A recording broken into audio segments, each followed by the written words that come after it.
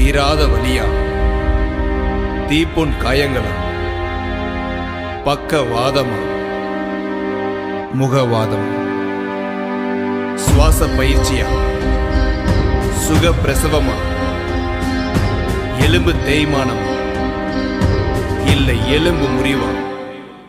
மாத்திரை இல்லை, மகத்துவங்கள் மட்டும் உண்டு.